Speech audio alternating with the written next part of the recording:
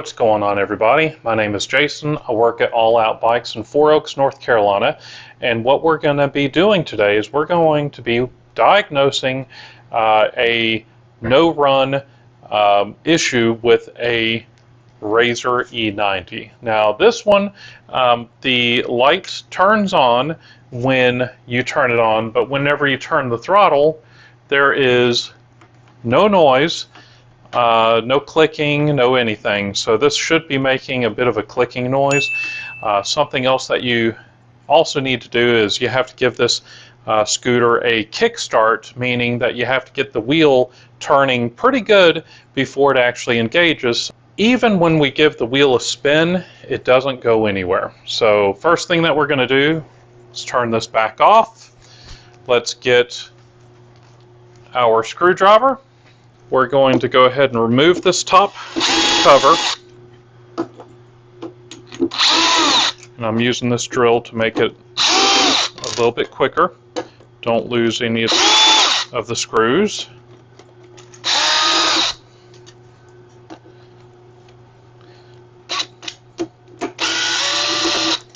Okay, we're going to put the screws in a safe spot. We're going to remove this top plate. And what we're going to have is we're going to have a 12-volt battery inside of this. Now this one, it's 12 volt, and we kind of need to know the amperage on this. The amperage is actually going to be a 7 amp hour battery that's actually on this. And I've got a special tester to test the battery. I actually do need this thing again.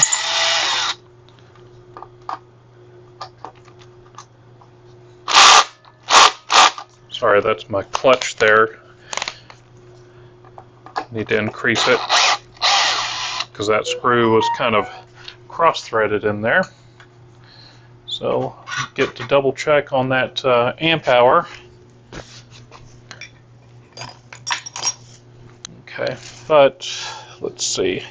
The batteries are typically 7 amp hour batteries.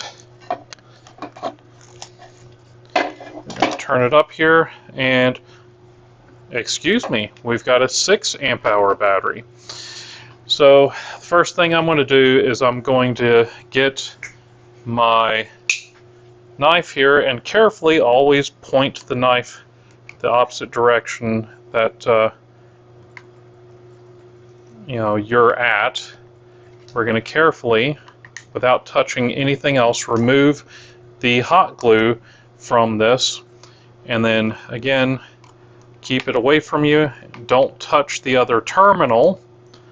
We're going to remove the glue. Alright, so what I've got here is I've got a car and motorcycle battery tester here. This is pretty cool because this shows me the voltage, and then whenever I put it under load, flipping the switch here, what it does is it drops down and it'll tell me how many amps are in this. So this battery should show 12 volts, and whenever I hit this switch, it should be about 6 amps. So what I want to do, I'm being very careful. I want to carefully attach these onto this battery, making sure that they don't touch each other. Okay, so if the battery is like new, it should show about 13 volts. Now once I put this under load, it should drop down to about 6, which is going to be right about there. Alright, that's testing actually higher than it's supposed to. I know a lot of y'all are not going to have that load tester, but you can pick that up at like a Harbor Freight or a Northern Tool, or you can get them on Amazon. So it's actually a battery tester, put simply. You can use an ohms meter. However, an ohms meter, it tells you the voltage, but it doesn't tell you the amps. And a really good battery should show, if it's a 12 volt, it should show more than 12 volts. So You could use an ohms meter, but it's not going to be as good of a tool as a actual load tester. So the next thing that we're going to do is we really need to check out the wheel, because the wire on the wheel is a little bit damaged. I can see that it's pulled on the motor really good. So this wire, I kind of tucked it in a little bit, but this wire has been pulled on there so hard.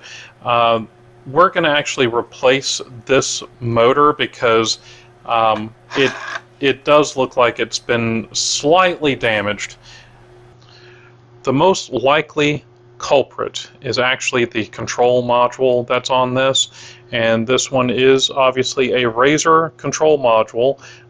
This one, I don't see well, I see a model number here, but let's go ahead and get this thing out, because I've actually got a new one to put in there. First thing that we're going to do is we're going to actually unplug the battery right here, and there's a little tab that you need to kind of push down and then give this a little twist, and it separates. Everything on this is pretty much plug and play, so we're just going to be unscrewing this control module from this, and we're going to get the new one and plug it back in and then see what happens. So we're going to go ahead and unplug this. You don't need to worry, because all of these plugs are different on purpose so that you don't accidentally plug the wrong thing in. These wires right here are actually for the charger.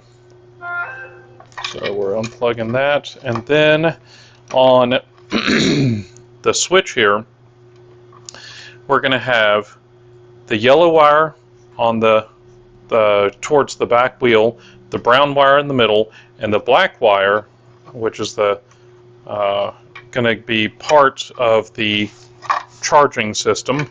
It's actually for the light. We're going to unplug that. So these are actually kind of tough, so you actually have to kind of be careful. You can use a tool. I prefer no tools. Just with my finger firmly pulling back, that typically does the job. And then we're going to actually unplug this one. Alright, so we've got our new control module here. It's part number XLR90 control module. So we've got one of those. And from the looks of it, this is going up into here. We're probably going to have to take this off of the repair stand and remove the handlebars to install this new box.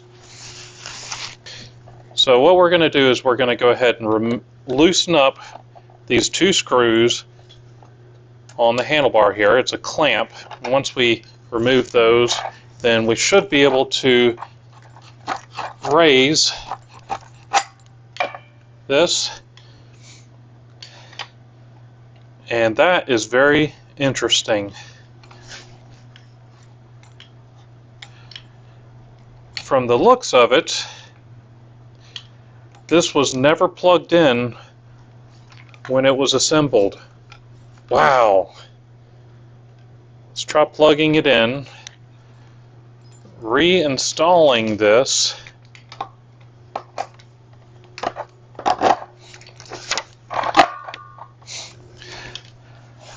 And straighten the wheel, and we're going to put it back on the rack, and we're going to see if that was the problem. So what we want to do is we actually want to tighten these screws to 8 Newton meters. So I have a nice torque wrench right here that we're going to tighten to 8 Newton meters.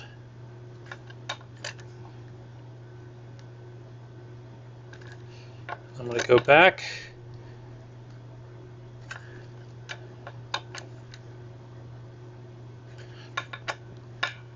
Back and forth until they stop moving. Alright, so we're going to go ahead and plug all this back in. First thing that we're going to do is the prong closest to the back wheel takes the yellow wire, brown wire goes in the middle, and then we're going to be hooking up this little black wire last there, and then we're going to plug in the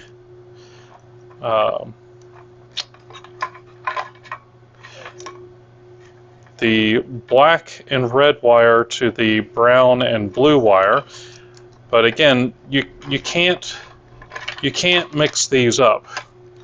They will not plug any other way. There we go. That was kind of tough. And then we've got the rear motor here.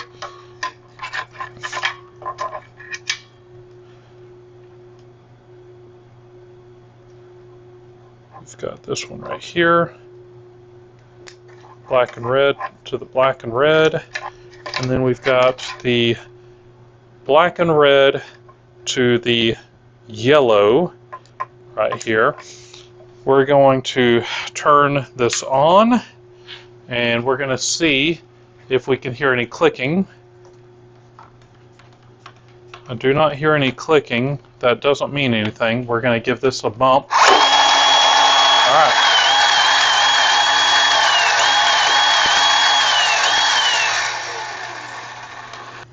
Alright, so we are going to again replace the back wheel since the wire is slightly damaged. We don't have to worry about the control box because it was never put together to begin with, which is very interesting. The lady never mentioned that it's never worked. So let's go ahead and get this control box put back together, and then we're going to we've already hot glued the battery and back together so that nothing gets ground out. We don't want any fires to happen. Let's go ahead and get the control box put back together. We're just going to get the screws.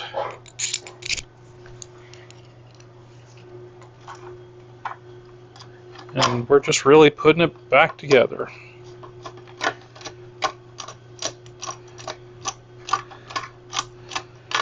I didn't see that one coming with the fact that the throttle cable was never installed.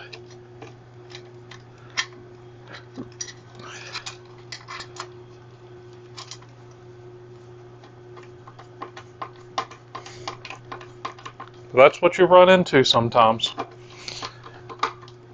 Okay, so rear motor. We're going to unplug this motor. You can just follow the wire through the frame here. It's going to be black and red. It's kind of a heavy wiring. We're going to unscrew the on the side of the scooter here, there's a plastic cover that actually covers the electric motor. So I'm going to unscrew that. Try not to drop the screws like I already did. And then we've got on the top and the bottom some more screws.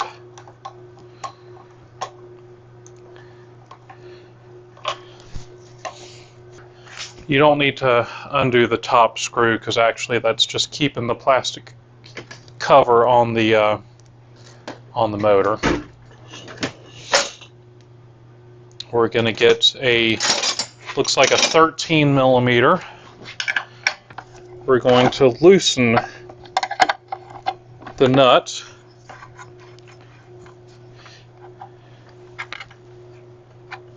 And the washer should break free, but sometimes you just have to give it a little helping hand. And then we're going to just drop the motor.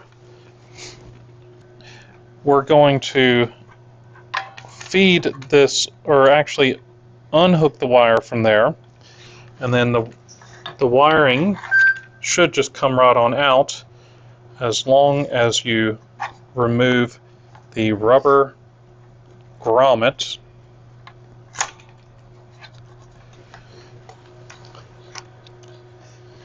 Oh no. On the inside of this plug here, we've actually got to remove this the cover here so it'll fit through the hole in the frame. So what you need to do is you need to put a slight amount of pressure on the wire. You need to pull the wire kind of out, and there's a little prong just right here that you kind of push on as you're pulling the wire out. So we're going to do the same thing to the red one, and this just slides on out, and then you're able to pull it through.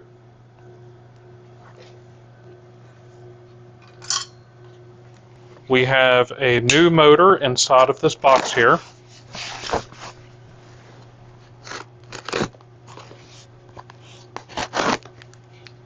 I hope.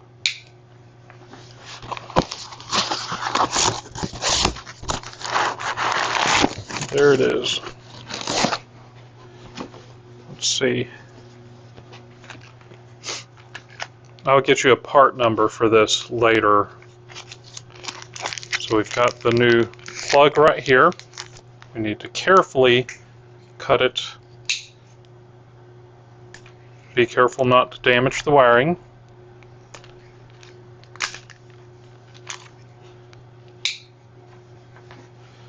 Touched it, but thankfully not damaged. Okay.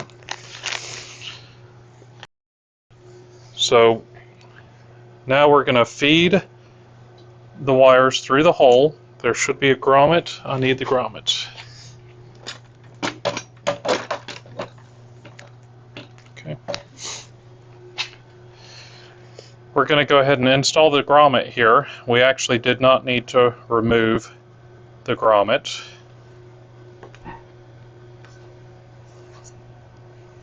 We're going to go ahead and reinstall the wiring.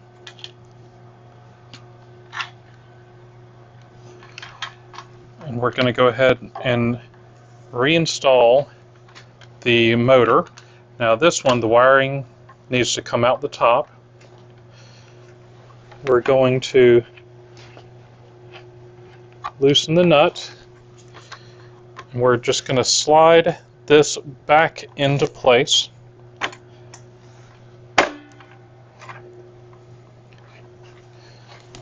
Okay. Make sure that the holes are lined up for the screws.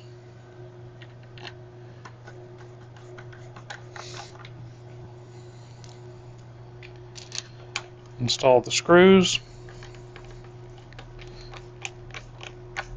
Tighten them snugly.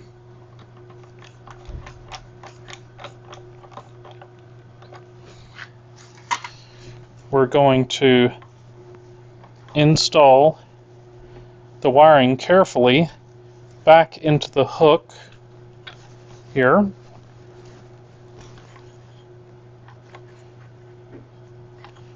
Make sure that there's some slack. We're going to go ahead and tighten up the axle.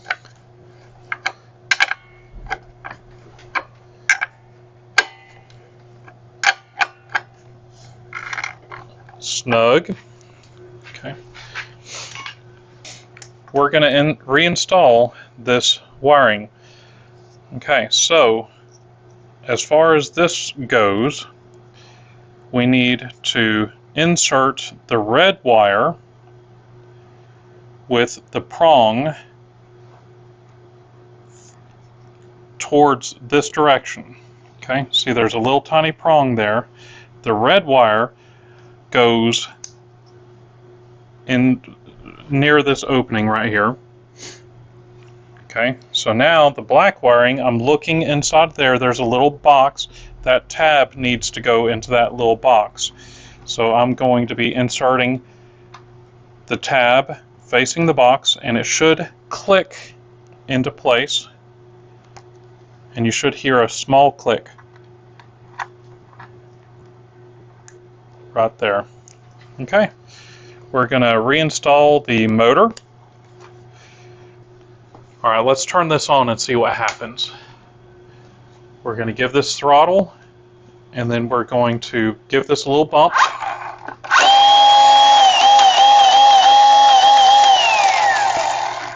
Okay, that's looking good.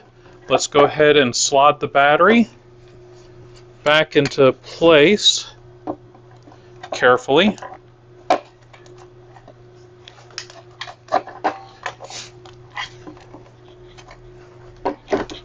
Okay, there we go, good and snug.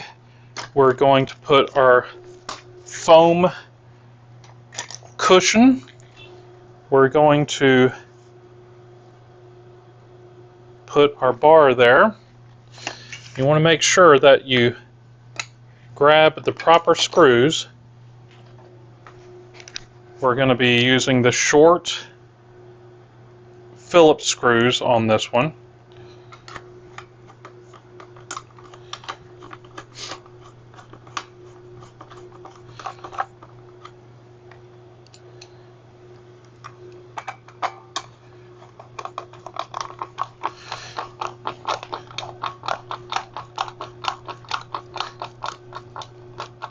Snug and snug.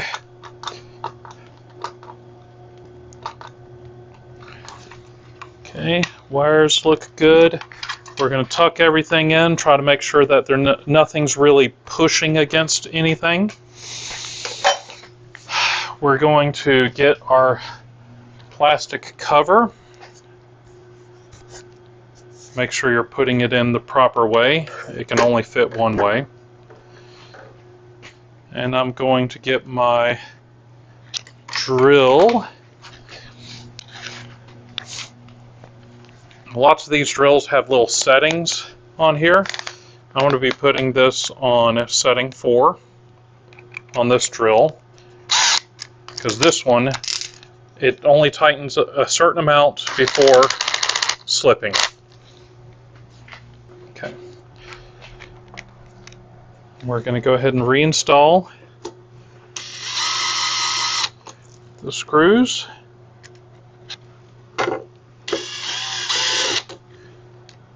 I'm not going to tighten them yet.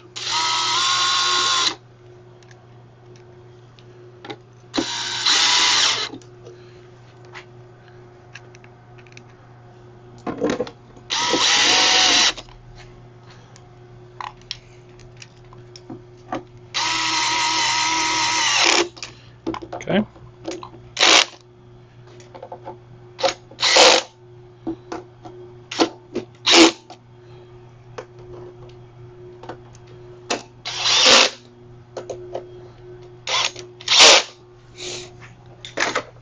I always like to give this a little final feel, and the screws are turning a little bit, but they're snug. That one turned a little bit more, but yeah, this is all in a good, a good range. All right, so that's actually it on this. You never know what you're going to find whenever you're doing a repair on these. Apparently, this was pretty simple. It just wasn't assembled properly, and they failed to plug in the throttle cable. We got that taken care of. We went ahead and replaced the motor because the wire on there looked like it got pulled on quite a bit. So we went ahead and replaced it as a precaution. But all we had to do was plug in that wire. Now, it should have been the control module if everything was hooked up properly, because it was not working at all. Now with this particular one, with the kickstart, you can't actually hear the control module clicking, but with this on, it clearly comes to life.